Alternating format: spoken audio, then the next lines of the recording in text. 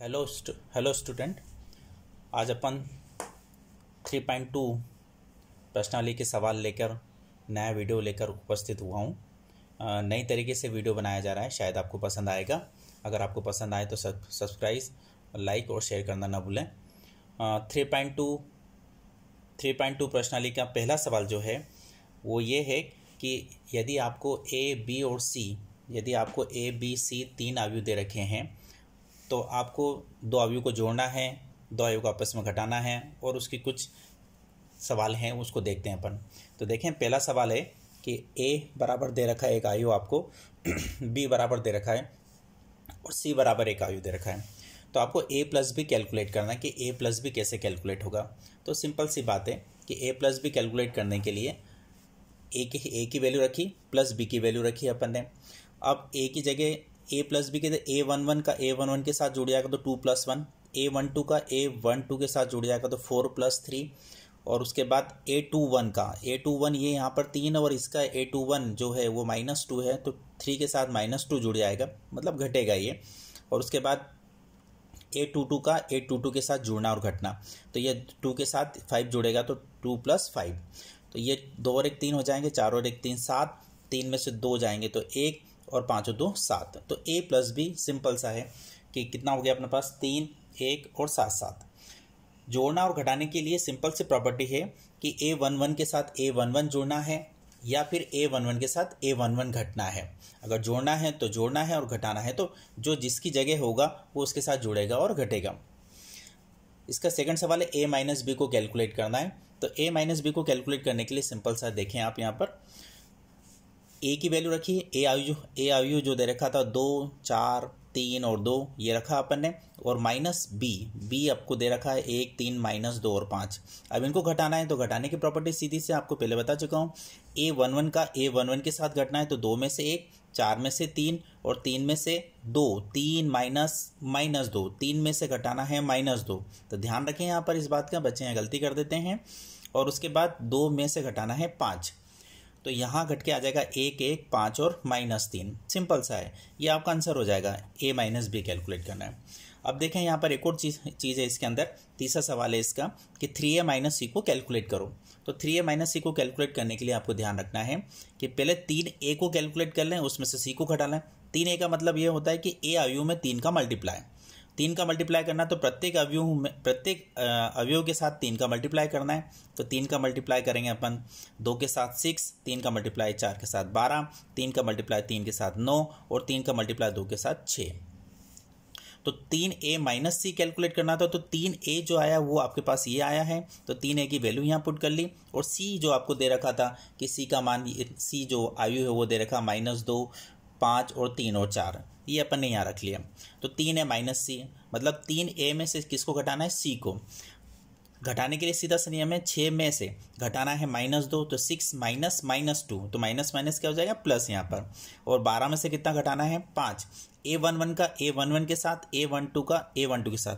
ध्यान रखें यहाँ पर, यहाँ जो सदस्य होता है A11, यहाँ A12, यहाँ पर A21 और यहाँ पर A22 जगह फिक्स है, तो ये ध्यान रखने वाली बात है। तो A11 का A11 के साथ, A12 का A12 के साथ, A21 का A21 के साथ और A22 का A22 के साथ। ये घट गई संख्या तो हमारे पास आ गया 8 7 6 और 2। सिंपल से सवाल है। अब एक और चीज़ है, मल्टीप्लाई करना है।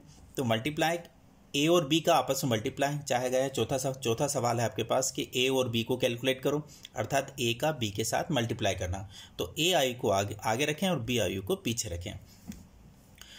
मल्टीप्लाई की सबसे इम्पॉर्टेंट जो चीज़ है उसमें कोटि का ध्यान रखना बहुत ज़रूरी है कि ए की जो कोटि है वो 2x2 है और बी की जो कोटि है वो 2x2 है। तो पहले इसका लास्ट और इसका फर्स्ट, मतलब इसका कॉलम और इसका रो इक्वल होना चाहिए तो ही गुणा होगा, वरना गुणा नहीं होगा। तो ये ध्यान रखना जरूरी है, नहीं तो ऐसा नहीं हो कि ये और ये दोनों आपस में बराबर हो। एक एग्जाम्पल अगर मैं आपको दूँ तो सिंपल से देखें, अगर ए अवयव ये मैंने ऐसे लिख दिया 1 2 3 4 5 और 6, और इसका मल्टीप्लाई करना है इस तरह से 1 2 3 2 1 1। अब इसका अगर मल्टीप्लाई करने के लिए मैं बोलूँ कि इसका आपस में मल्टीप्लाई करो, तो देखो आपके कितने रो और कितने कॉलम, इसकी कोटि कितनी है। तो 1 2 3, 3 रो हैं और 2 कॉलम हैं। यहाँ पर 3 रो हैं और 2 कॉलम। अगर इसका मल्टीप्लाई करने के लिए आपसे बोला जाए तो आप सबसे पहले देखें कि इसका लास्ट और इसका फर्स्ट, मतलब इसका C और इसका R इक्वल होना चाहिए। अगर ये इक्वल होगा तो ही गुणा होगा, वरना मल्टीप्लाई नहीं होगा। और जो मैट्रिक्स बनता है उसका वो ये और ये वाले मैट्रिक्स, पहले तो ये ध्यान रखना जरूरी है कि इसका कॉलम और इसका रो दोनों इक्वल होना चाहिए, तो ही गुणा होगा, वरना गुणा नहीं होगा। इसलिए इसका मल्टीप्लाई नहीं होता है। तो हमने सबसे पहले कोटि चेक कर ली कि इसका C 2 है और इसका R 2 है, मतलब मल्टीप्लाई हो सकता है। और जो मैट्रिक्स बनेगा वो कितने का बनेगा, 2 रो और 2 कॉलम, मतलब ये रो और ये कॉलम, इतने रो और इतने कॉलम का मैट्रिक्स आपको प्राप्त होगा। तो मल्टीप्लाई करने के लिए मैंने पहले भी पढ़ाया था, आप ध्यान से देखना कि किस तरह से मल्टीप्लाई करते हैं। तो R1 का मल्टीप्लाई C1 के साथ और फिर C2 के साथ, ये C1 है और ये C2 है और ये R1 है आपके पास। तो R1 का मल्टीप्लाई C1 के साथ, तो इसका पहला C1 का पहला और R1 का पहला, इसका आपस में मल्टीप्लाई करेंगे तो 2 का 1 के साथ और फिर प्लस का चिन्ह। अब इसका सेकंड, तो इसका सेकंड, या R1 का फर्स्ट और R1 का सेकंड, या C1 का फर्स्ट और C1 का सेकंड, तो इसका फर्स्ट, इसका सेकंड। तो 4 का मल्टीप्लाई किसके साथ, -2 के साथ। तो R1 का मल्टीप्लाई C1 के साथ हो गया। अब R1 का मल्टीप्लाई C2 के साथ, तो R1 का मल्टीप्लाई C2 के साथ, तो 2 का मल्टीप्लाई 3 के साथ और 4 का मल्टीप्लाई 5 के साथ। इसका फर्स्ट, इसका सेकंड, इसका सेकंड। इसी प्रकार R2 का, ये R2 का मल्टीप्लाई C1 के साथ, तो किसका मल्टीप्लाई, 3 का 1 के साथ मल्टीप्लाई प्लस 2 का मल्टीप्लाई -2 के साथ। फिर वापस R2 का C2 के साथ, तो 3 का 3 के साथ मल्टीप्लाई और 2 का 5 के साथ मल्टीप्लाई। तो इस तरह से हम देखते हैं कि ये -6, 26 और -1 और 19 प्राप्त होते हैं, मतलब 2 रो और 2 कॉलम के मैट्रिक्स आपको प्राप्त होगा। तो ये मल्टीप्लाई के लिए आपको अच्छी तरह से प्रैक्टिस करना है। ध्यान रखें, मल्टीप्लाई जितना अच्छा होगा आगे के सवाल उतने ही बहुत अच्छी तरीके से होंगे। इसी का 5वां नंबर का सवाल है कि BA को कैलकुलेट करो। तो BA को कैलकुलेट करने के लिए आपको ध्यान रखना है कि B मैट्रिक्स को आगे रखना है और A मैट्रिक्स को पीछे रखना है। ये होमवर्क के रूप में आपको दिया जा रहा है। तो R1 का मल्टीप्लाई C1 के साथ करना है, फिर C2 के साथ, सेम ऐसे के सेम, लेकिन B को आगे रख के A को आगे रखना है। एक चीज़ ध्यान रखना है यहाँ कि AB बराबर नहीं होता है BA के। अगर आप AB को कैलकुलेट करेंगे तो ये मैट्रिक्स और BA को कैलकुलेट करेंगे, जो मैट्रिक्स आएगा दोनों इक्वल नहीं होते हैं। ये थे 3.2 प्रश्नावली के पहले सवाल से आधारित सवाल। अब देखते हैं अपन 3.2 के दूसरा नंबर का सवाल। बहुत सिंपल है। दूसरा नंबर का सवाल चाहा गया है, आपको कैलकुलेट करना है, परिकलित कीजिए, मतलब अर्थात मान ज्ञात कीजिए। 2 मैट्रिक्स दे रखे हैं और दोनों के बीच में प्लस का चिन्ह है। सिंपल सी बात है, अभी बताएं, दोनों के बीच में प्लस का चिन्ह है। तो A11 का A11 के साथ, तो A प्लस A हो जाएगा, A प्लस A हो जाएगा, 2A हो जाएगा। A के A साथ जुड़ेगा, B के साथ B जुड़ेगा, फिर 2 1 के साथ 2 1, 2 2 के साथ 2 2। सिंपल सी बात है। तो A के साथ A जुड़ा, प्लस B का B के साथ जुड़ा, माइनस B के साथ प्लस B जुड़ेगा और A के साथ A जुड़ेगा। तो 2A 2B 0 और 2A प्राप्त होगा। ये आपका आंसर होगा, सिंपल सा। वापस एक क्वेश्चन नंबर इसका 3.2 का तीसरा सवाल है, गुणनफल ज्ञात कीजिए। मल्टीप्लाई कैलकुलेट करना है। वापस मल्टीप्लाई आ गया आपका। देखें, मल्टीप्लाई आपकी प्रैक्टिस के लिए फिर सवाल लिया है मैंने। 2 मैट्रिक्स दे रखे हैं, पहला नंबर का सवाल है, उसका आपस में मल्टीप्लाई करना, तीसरे का पहला आपकी किताब का। तो देखें आप यहाँ पर अब किस तरह से मल्टीप्लाई करना है, ये इंपॉर्टेंट है।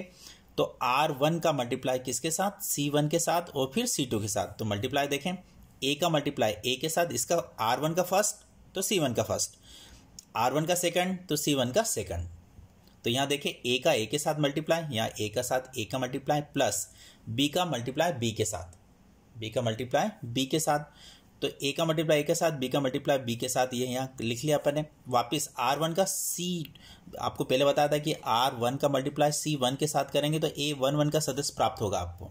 तो R1 का C1 के साथ मल्टीप्लाई, फिर R1 का C2 के साथ मल्टीप्लाई।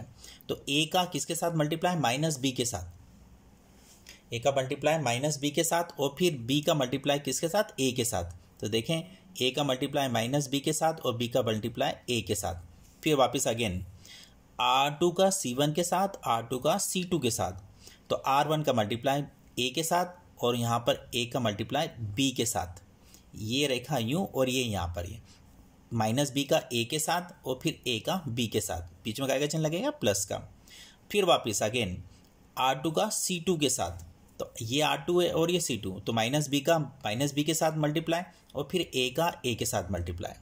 अब मैंने पहले भी समझाया था कि ये रो है और ये कॉलम है, तो इसका फर्स्ट, इसका सेकंड, इसका थर्ड और इसका थर्ड, ये यूं चलना है और इसको यूं चलना है। तो यहाँ देखते हैं A square plus B square हो जाएगा, यहाँ minus A B plus A B बनेगा, minus A B plus A B बना और बी स्क्वायर प्लस का हो गया B square plus A square. तो ये तो घट गया, जीरो हो गया, ये जीरो हो गया, तो आपके पास ये वाली संख्या मिली आपको। मल्टीप्लाई सिंपल सा एक मल्टीप्लाई और है जो समझने की चीज़ है, बहुत अच्छी चीज़ है, इसको समझना इंपॉर्टेंट भी है, ये सवाल पूछा जाता है। ये दो मैट्रिक्स दे रखे हैं आपको, फर्स्ट और सेकंड, क्या कि इन दोनों के बीच में मल्टीप्लाई करो। तो यहाँ देखें आप कि जो मल्टीप्लाई करने के लिए सबसे इंपॉर्टेंट यही है कि इसकी कोटि चेक करें कि पहले कोटि कैसी है इसकी। तो सेकंड सवाल देखते हैं हम। तो फर्स्ट जो आपको अवयव दे रखा है उसकी हम कोटि चेक कर रहे हैं कि इसकी कोटि क्या है। तो पहला R1, R2 और R3। R1 में एक सदस्य है, R2 में 2 है और R3 में 3 है, मतलब एक एक ही सदस्य है। और C1 में 3 सदस्य, 1, 2 और 3, मतलब C1 अकेला है। तो जो रो बनता है पहले रो लिखना है, उसके बाद कॉलम लिखना है। तो R1, R2 और 3, मतलब 3 रो बन गए हैं और एक कॉलम बन गया है। तो 3x1 का मैट्रिक्स है ये। अब इसको चेक कर रहे हैं, इसको देखते हैं अपन कि कितने रो और कितने कॉलम है यहाँ पर। तो इसको चेक करते हैं। तो देखो आप यहाँ पर R1 में 3 सदस्य हैं, 2, 3 और 4। तो ये R1 एक, और कितने कॉलम है उसको चेक करें। तो ये एक कॉलम, दूसरा कॉलम और तीसरा कॉलम, मतलब फर्स्ट कॉलम है उसमें एक एलिमेंट है सिर्फ 2, सेकंड कॉलम है उसमें सिर्फ एक एलिमेंट है 3, और थर्ड कॉलम है उसमें सिर्फ एक ही एलिमेंट है 4। लेकिन कॉलम 3 हो गए, 1, 2 और 3, और रो 1 हो गया। तो पहले रो लिखना है, उसके बाद कॉलम लिखना है, पहले रो और उसके बाद फिर कॉलम। तो आप देखें मल्टीप्लाई करने से पहले ये चेक करना है कि इसका जो फर्स्ट जो होता है उसका कॉलम और पहले का रो दोनों इक्वल होना चाहिए। C इक्वल टू R होगा तो ही गुणा होगा, मल्टीप्लाई होगा, वरना मल्टीप्लाई नहीं होगा। इस चीज़ का ध्यान रखना बहुत ज़रूरी है। गुणा करने से पहले आप कोटि को चेक कर रहे हैं, अगर कोटि आपकी मैच कर गई तो सही है, मतलब C इक्वल टू R हुआ तो ही मल्टीप्लाई होगा, वरना मल्टीप्लाई नहीं होगा। और उसके बाद जो मैट्रिक्स बनेगा गुणा करने के बाद, उसके अंदर 3 रो होंगे और 3 कॉलम होंगे। ये इंपॉर्टेंट है, गड़बड़ नहीं हो जाए। इससे मालूम पड़ जाता है कि अपनी गलती हो जाती है तो पकड़ में जाती है कि 3 रो और 3 कॉलम का मैट्रिक्स आपको प्राप्त होगा। तो देखते हैं मल्टीप्लाई। अब हमारा नियम कहता है कि R1 का मल्टीप्लाई C1 के साथ, तो A11 मिलेगा। तो ये R1 है आपके पास, पहला वाला एक एलिमेंट है, और ये C1 है, तो C1 में भी एक है। तो R1 का मल्टीप्लाई C1 के साथ पूरा हो जाए तो A11 प्राप्त होगा। लेकिन एक एक ही एलिमेंट है, तो एक का 2 के साथ, तो 1 इंटू 2। अब सेकंड नहीं है, इसका भी सेकंड नहीं है, तो ये A11 प्राप्त हो गया हमको। यहीं रुक जाएंगे हम। फिर R1 का मल्टीप्लाई C2 के साथ, R1 का मल्टीप्लाई C2 के साथ, तो इसका भी 1 है, ओनली इसका भी 1 है, तो 1 का मल्टीप्लाई 3 के साथ, मतलब R1 का मल्टीप्लाई C2 के साथ, तो A12 मिलेगा आपको यहाँ की जगह। फिर वापस R1 का मल्टीप्लाई C3 के साथ, R1 का मल्टीप्लाई C3 के साथ, तो A13 का सदस्य मिलेगा। तो इसका इसके साथ 1 इंटू 4, और कोई एलिमेंट ही नहीं है, ना तो इसके पास एलिमेंट है ना इसके, मतलब हमारे पास R1 के पास एक ही एलिमेंट है। और यहाँ आप देखते हैं C1, C2, C3 के साथ एक एक एलिमेंट, तो मल्टीप्लाई होकर रह गए। यहाँ आप वापस देखें, नीचे चलते हैं हम वापस। ये है हमारे पास R2 का मल्टीप्लाई C1 के साथ, मतलब 2 का किसके साथ, 2 के साथ। तो कौन सा नंबर का सदस्य मिलेगा आपको, A21 का सदस्य मिलेगा, मतलब 2 का 2 के साथ। फिर R2 का मल्टीप्लाई C2 के साथ, तो A22 मिलेगा, तो 2 का मल्टीप्लाई किसके साथ, 3 के साथ। इसी प्रकार R2 का मल्टीप्लाई C3 के साथ, तो 2 का मल्टीप्लाई किसके साथ, 4 के साथ। उसके बाद अगला देखें, ये R3 का मल्टीप्लाई C1 के साथ, तो 3 का मल्टीप्लाई 2 के साथ, और फिर R3 का मल्टीप्लाई C2 के साथ, तो 3 का मल्टीप्लाई 3 के साथ। फिर R3 का मल्टीप्लाई C3 के साथ, तो 3x4। तो देखें इसको कैलकुलेट करते हैं, तो यहाँ से 2, 3, 4, 4, 6, 8, 6, 9, 12, मतलब 3 रो हैं और 3 कॉलम हैं। इसका ये मैट्रिक्स प्राप्त होगा। मल्टीप्लाई के लिए आपको बार बार प्रैक्टिस करनी है, तो भी गलतियाँ दूर होगी। अगर आप प्रैक्टिस नहीं करेंगे तो गड़बड़ हो जाएगी। इसलिए मल्टीप्लाई की प्रॉपर्टी के ऊपर बहुत से सवाल हैं आगे की साइड, इसलिए मल्टीप्लाई की बहुत अच्छी तरह से प्रैक्टिस करें। 3.2 प्रश्नावली का 7वां सवाल देखिए आप। 7वां सवाल ये कहता है कि x और तथा y का मान ज्ञात कीजिए, और इस तरह से अपन को दो समीकरण दे रखी है कि x प्लस वाई बराबर 7/7, 0, 2 और 5, और x माइनस वाई बराबर दे रखा है अपन को 3, 0, 0, 3। x प्लस वाई और x माइनस वाई, इस समीकरण को आपको हल करना है और x और y का मान ज्ञात करना है।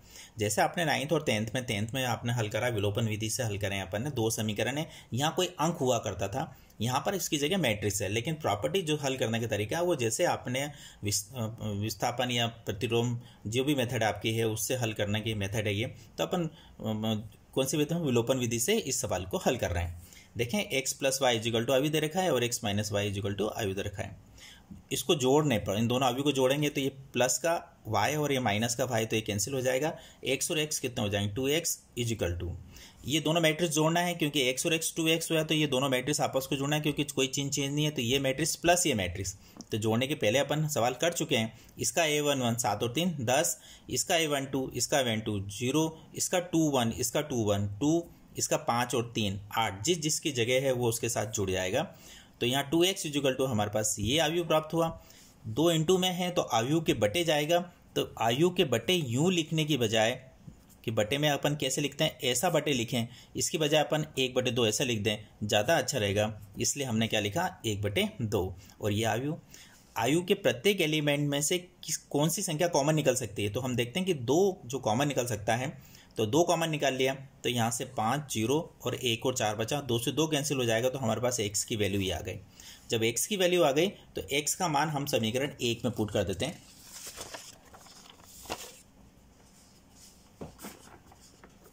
देखें, x का मान समीकरण 1 में पुट करते हैं अपन, तो एक समीकरण 1 जो है वो है x plus y is equal to 7, 0, 2 और 5, तो x की जो वैल्यू आई वो हमने यहाँ पुट कर दी, और प्लस वाई इजिकल टू आपके पास आयु है, ये आयु उधर ट्रांसफर होकर चला जाएगा, तो काय का हो जाएगा, ये आयु माइनस का हो जाएगा, अर्थात दोनों आयु को आपस में घटाना है आपको।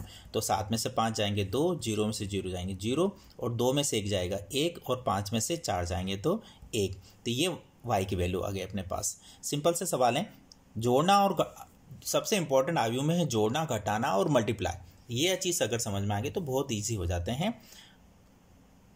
इसके बाद अपन देखते हैं 11वां सवाल।